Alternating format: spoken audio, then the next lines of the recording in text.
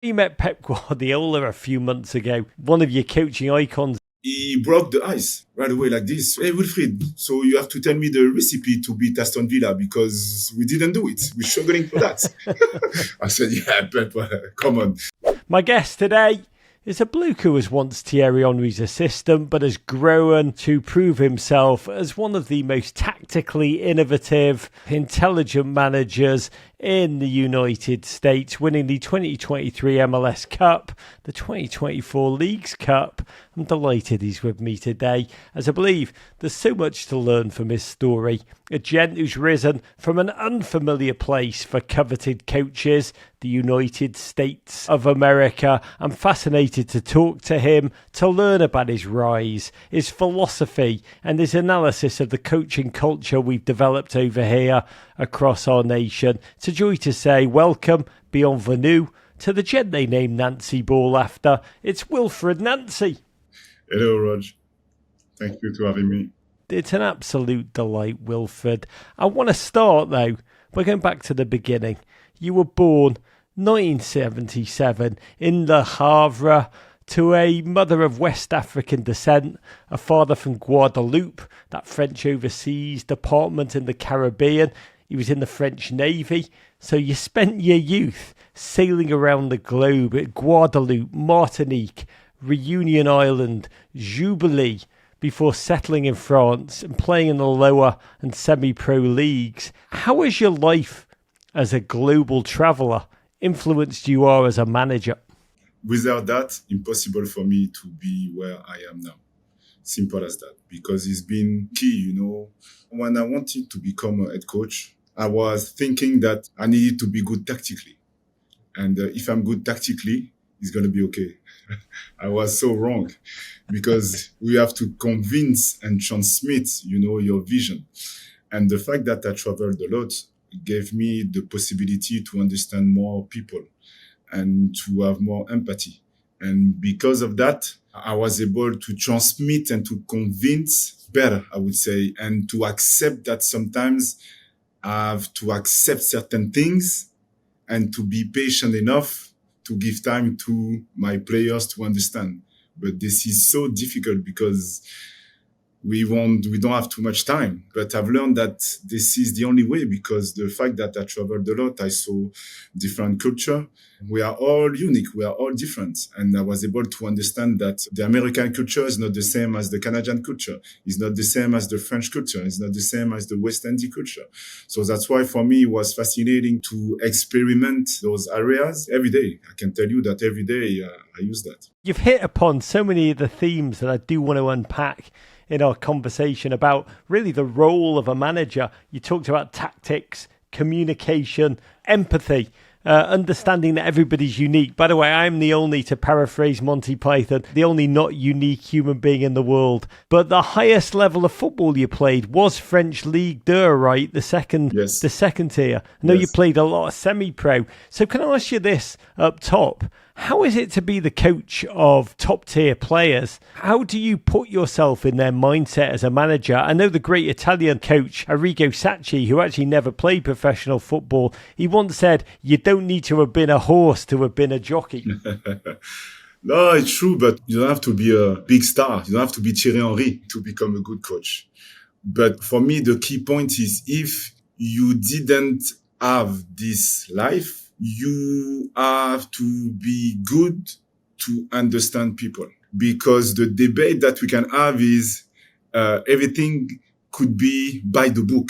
If you didn't play at the highest level, sometimes it could be by the book and you are not able to understand the reality of the way it works. So that's why, for me, yes, I didn't play in first division, but the fact that I play in a high level, I was able to understand. And it was fascinating because at the end of the day, it's football.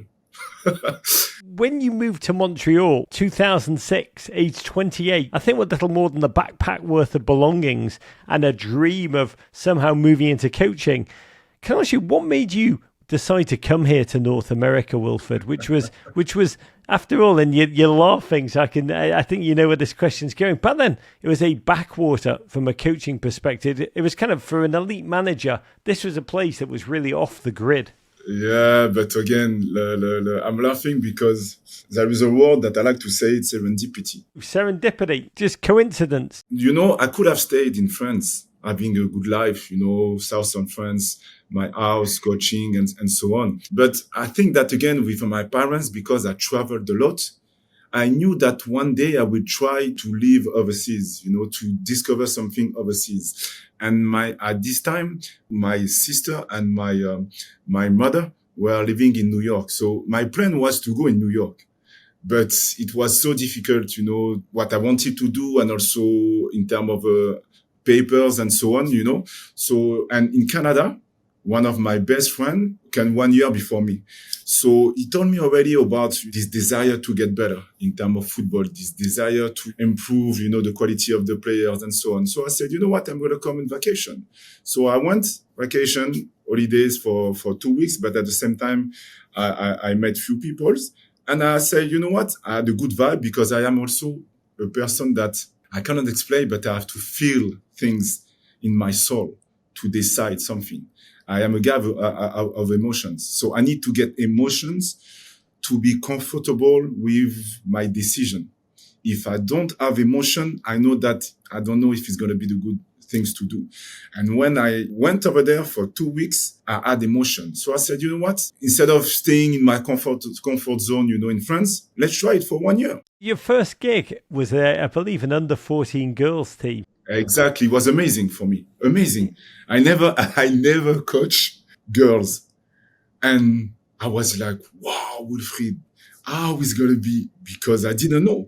But it was so powerful for me because it helped me, again, to understand human being, to transmit in another way. And for me, it was difficult, but at the same time, it was amazing because in terms of concept, in terms of ideas, in terms of philosophy, it was the same. But how I'm going to convince 14 years old girls what I want to do? And it was amazing because I needed and I had to adjust my language or my narrative and so on. Building that empathy muscle from the very beginning. And whatever you did, it worked because you came up through the youth ranks rapidly. So that when Montreal Impact joined MLS, they put you in charge first at the youth academy in 2011, and you eventually became assistant manager, serving a season under the legendary French and Arsenal icon Thierry Henry. I don't know what that must have felt like for you, Wilfried, but what did you learn watching Thierry close up for that campaign? Oh, listen, just put the context. I knew Thierry before, around the U-17. I played against him because we played the Coupe Gambardella. Coupe Gambardella, this is kind of a US national cup for the younger age, And so we started to know each other at this moment, and we were a bit together. And after that, he had this tremendous life and so on. So we separated a bit. But after that, listen, he was the same, but more mature because he had already a desire to compete when I was playing against him U-17 and U-16. And the Thierry that I saw as a coach was the same competitive spirit. So what I've learned about him is obviously we had debate and the discussion about the tactical view because we all love that each other. So, and Thierry is the Bible. We can talk about, we're going to talk together and suddenly he's going to tell me, hey, Wilfried, I remember in 1982, the right back of Spain did an overlap at the 16 minutes. I said, Thierry, stop it a bit.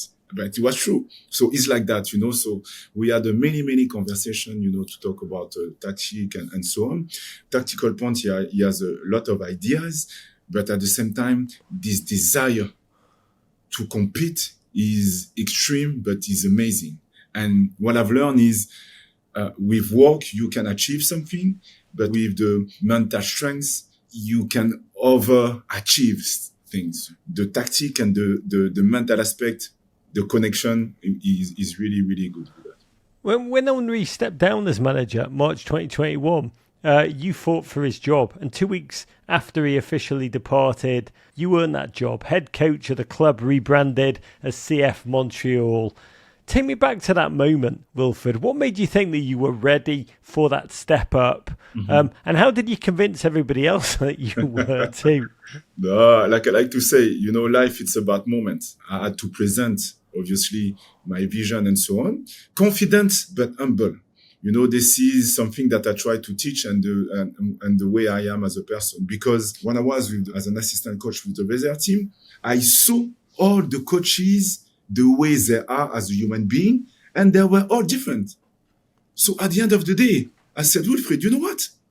You have to take what you see, you have to understand who you are, and you have to do your own minestrone soup, a mix of everything. And this is what I did. I think this is fascinating. We just got to the core of what football is, minestrone soup, and I love it. But you're right, every manager is different. But being a manager, you have to do so many things. So much is expected of you. You've got to be a tactician, a master motivator, a communication, a PR expert, an ambassador, a brand persona, a sports scientist, a data analyst, a psychologist. No one can do all of that. So what is the most important thing a modern coach can do in your mind? How do you see yourself, your exact role? With my background, I touch everything. I did everything. And the fact that I saw or see everything, and the most important thing is I saw the reaction of the players, depending what all the coaches were doing. But at the end of the day, you coach who you are. And this is exactly what I've learned. You coach who you are.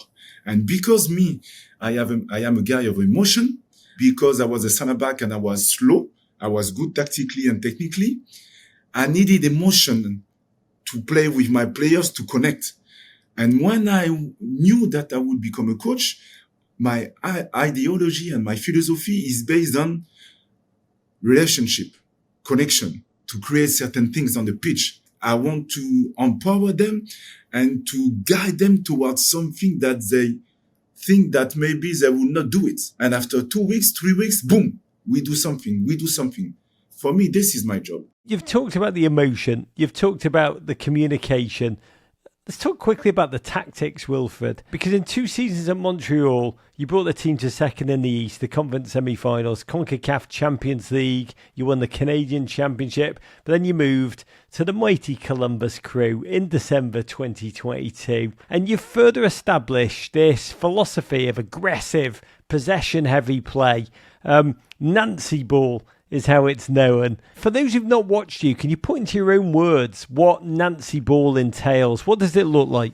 What I've learned is human being needs clarity. Simple as that. Clarity. If you are not clear, you are an expert of your podcast.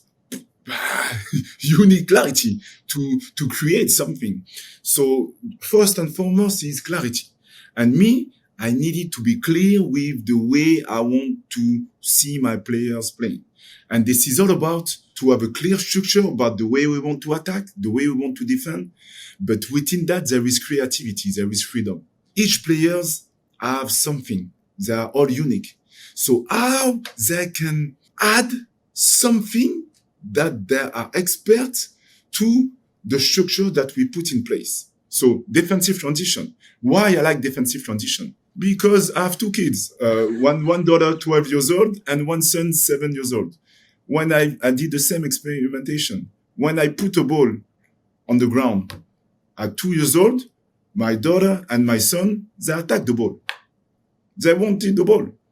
So for me, is proactivity, is to try to win the ball back as soon as possible. So that's why for me, defensive transition, it's a no-brainer. I can tell you that the last 5 years, 6 years, tactically in MLS, this is really interesting because I can see, the style of play of different teams. I can see the desire to adjust things. And 3 years ago or 4 years ago, it was pressing, counter-pressing, and so on. For me, the new trend since last year is pressing like Marcelo Bielsa, really aggressive, kind of 1v1. But defensively, it's a kind of Diego Simeone. Atletico Madrid, because this is a low block. So a lot of teams now, what they try to do is press a lot.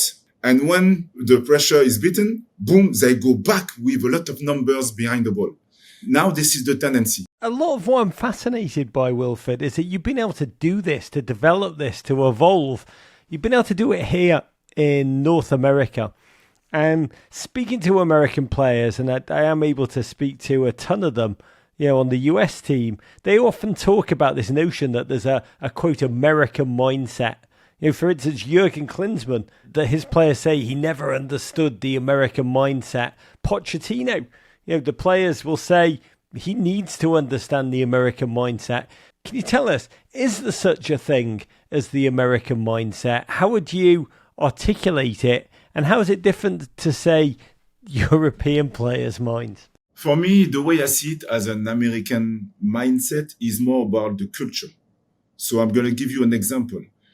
If I compare America and France, the desire to win, the desire to compete, American culture versus French, no chance.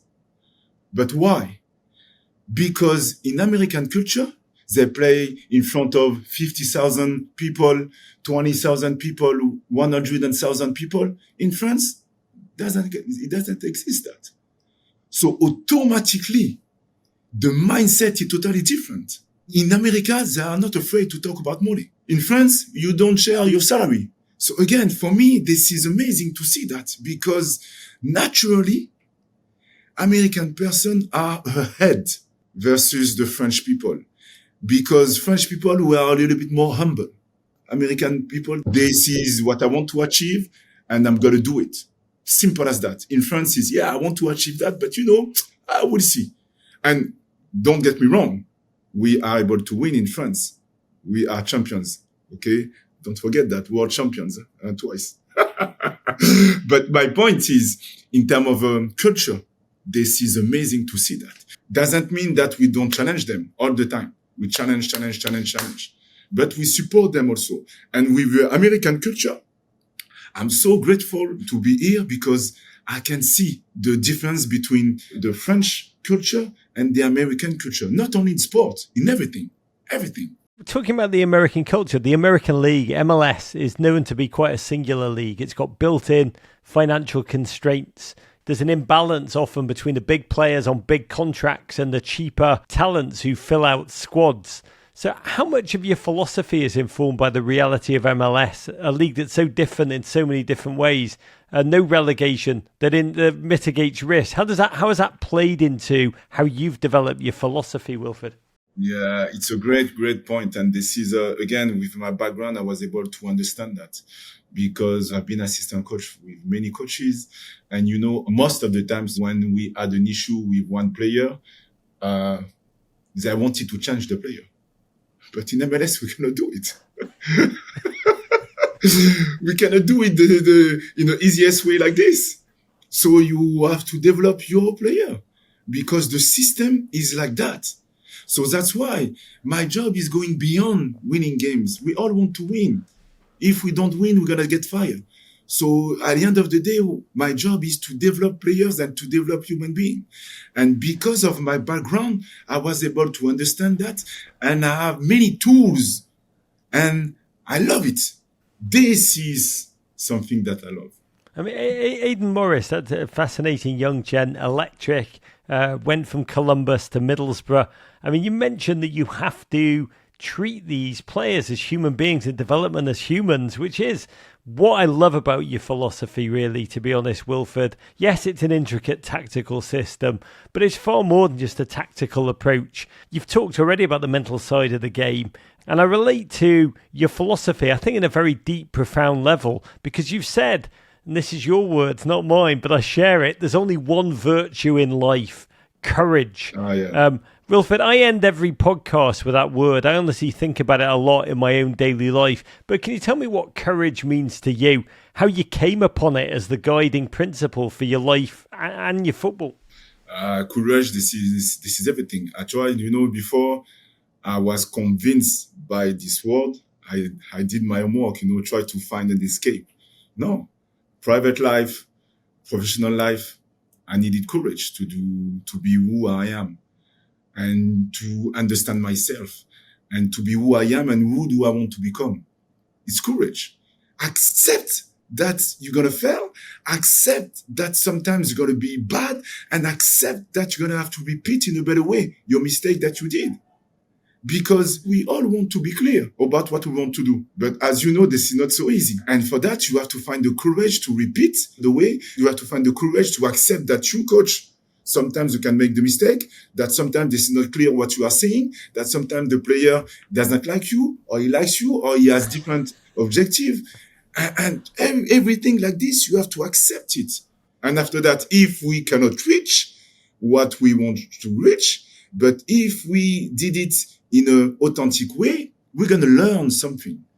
And we're going to be able to get better as a human being, but also to have more clarity about the way we want to play, about the tactic, about the technique, about the mental aspect, about the physical aspect, about everything.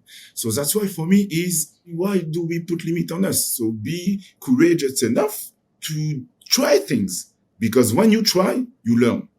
Simple as that. Wilfried, I mean, it's fascinating listening to you. Tactics, limitless, courage.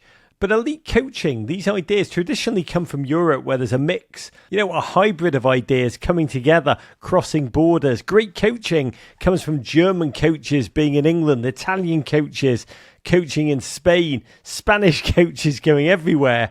And Wilfried, American coaches, they do rarely leave MLS. They don't tend to do what Jesse Marsh did and take apprenticeships in Europe and work their way up. Why do you think that is, honestly? And how can we change that? Do we have to change that for coaching to really go next level in the United States? Look, I think that in the future is going to change, because the mentality is not the same.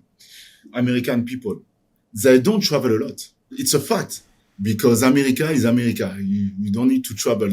Now they travel more.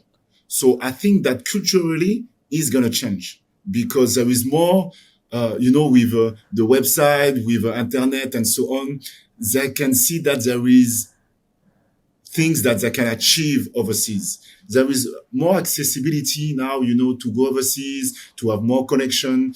And I think that this is the transition that we're going to get in the next 2 or 3 or 5 years, because American coaches are younger. So I think that is going to come. It's going to change. It's going to change for me. God bless. I swear I hope you are correct. Wilfried, your reputation is starting to precede you. I speak to agents and scouts in Europe, and so many of them want to ask me questions about you, your style, your leadership. And I know you met Pep Guardiola a few months ago, one of your coaching icons this summer. You spent some time with him after training in Columbus on Manchester City's pre-season tour. How do you approach meetings like that? What are you after in those moments? What do you talk about and what do you learn? It was amazing. First of all, you have to understand that he broke the ice right away like this. So he told me that, hey, Wilfried, so you have to tell me the recipe to beat Aston Villa, because we didn't do it. We're struggling for that. I said, yeah, Pep, come on. And after that, boom, we started from there. And it was an interaction. I asked him question about not the way he plays, because I can see that, but the management, how we deal with players, the fact that you cannot put every player on the pitch, this is difficult to manage. He told me that, yeah, this is football. This is football, but you have to be also convinced that this is the best way to do it. But at the same time, you have to be good also with the human beings. At a certain moment, you have to explain, sometimes not. But at the end of the day, this is a culture that you put in place, who's going to be good for you, for the player to accept or not this kind of situation. And after that, yes, we talk about tactic a bit, not a bit, a lot. The way he changed the system and so on, why he wants to play like that and so on. So it was amazing, because at the end of the day, this is not the same level, but this is the same sport. And we coach human being and we have the same problem. It was so nice to ask me also, hey, tell me about the league. Tell me about how do you feel? Tell me about your staff, the way you work and so on. It was not only me talking. And for me, it was amazing, because this is the type of person that I want to be and I try to be, because often we talk, but we don't ask, hey, how are you? Are you okay? How are you? Just how are you?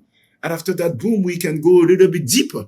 It was amazing to have this kind of discussion, and we try also to connect on my side, also to connect with all kind of coaches, different sports. I am fascinated by Steve Kerr, the way he is as a coach. Carlo Ancelotti also. Carlo Ancelotti got fired maybe 3 or 4 times. but this is one of the most titled coach in the world. You are such a beautiful human being. It's so nourishing to talk to you. I mean, you've said some of the most remarkable things I've heard of a manager in the United States. When you won the MLS Cup and you uttered your most famous phrase, "Impossible is an opinion." And I told them, guys, impossible is an opinion. It's on T-shirts within a week. I own one. You became the first black coach to win MLS Cup, which is pathfinding, game-breaking. But your goal, listening to you, Wilfried, as a manager and as a human being, is to constantly improve, to improve as a coach, to improve your players. I know you ask yourself a lot, so I'll reflect it back to you. Can you remain committed to the process without the satisfaction of immediate result, which is about life as well as football, in order to achieve the ultimate goal? Wilfried, do you feel closer to the ultimate goal? And if so, what is it for you? I'm going to sound cliche, but for me, the ultimate goal for me is to become a better me. All the time. All the time. I asked myself this question for many years. I cannot say that I want to win. I cannot say because, again, it's a consequence of what you do. And we cannot win every time. We fail more than we win. This is the reality. So for me, is try to become a better me. What does it mean? Is to accept life as it is, but at the same time, embrace all the challenges and at the same time, develop players to become better as a players and also as a human being. I'm going to take the example of Manchester City. They won many titles, yes, but it took 7 years to win the Champions League. So my point is, there is only one winner. What does it mean for the team who is in second position?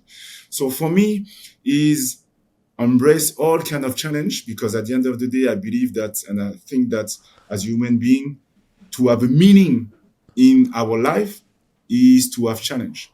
If you don't have challenge, it's boring. It's boring. So my job, because I understood that, is to challenge my player tactically, challenge my player emotionally, challenge my player physically, and how we can get better. That's why I use the opposition, not to beat the opposition, because it's normal that we want to beat them. But I use the opposition to get better. So when we face a team with a low block, I'm going to have to be good tactically to disrupt the low block. When I face a team that is really aggressive, I'm going to use the opposition to get better tactically on that. So this is the way I see it. So that's why for me, it's cliche, but this is so true that this is the way I see things. That's why the process and not the result, the intention to do something versus the expectation for me is totally different. God, by the way, my goal in life is to be a better Wilfried Nancy. But I do love that we fail more than we succeed. It is utterly true. I need to ask you two more very quick ones. The first is, listening to you talk about the American mentality. You clearly love it here. You have a real perspective. You've won here. You've defined yourself here. Very, very quickly, will the United States win the World Cup, the Men's World Cup, in my lifetime? Yes, why not? Why not? And again, I'm not saying that to please you, but have a look about all the American players who play overseas. Big clubs. There is a lot. And also there is also good players who play in MLS. So it's all about time. Sometimes we want to rush everything, but it's going to come. If we work well, if we are coherent about the way we want to do things, it's going to come. After that, it's result. Results for me, I cannot predict that, as you know. But we work better. Better players, better coaches, better formation, and so on. There is more soccer pitches than baseball pitches. Yeah. So now players, they play with FIFA. They play American football, but they play FIFA. Yeah. And in the past, they were not playing that. So again, he's coming. He's coming. Oh, Wilfried Nancy, I'll take it. It's coming. It's coming. Last question, because you've been so bloody generous and I've loved every moment. You're a coach. You're clearly a life mentor. What's the most important lesson you've learned about yourself as a human being in this really fascinating journey, Wilfried? I don't know if you're going to understand my French accent, but for me, it's to be comfortable in and uncomfortable situations, because sometimes I have to take decision, and I'm not comfortable to take the decision, but I have to do it because of this is the way to achieve something. What I've learned is, as a leader, this is not like you want everything is going to happen. This is how you can put an environment for the people within this environment to express themselves. And for me, this is the most important things, because a game is dynamic and life is an infinite game. I like to call it like this. It's the same. It doesn't stop. Doesn't stop. We were champions last year, but the idea is to be champion again. And we have to repeat in a better way, because adversity is more complex and so on. So I call it the infinite game. God, I love that, Wilfried. What a note to end on. Football and life, an infinite game. I want to thank you. I'll just say I feel like a better human being for having listened to you, Wilfried. To you, to more, merci beaucoup. And I just end with the one word that we both share, courage, Wilfried. Thank you so much. Thank you.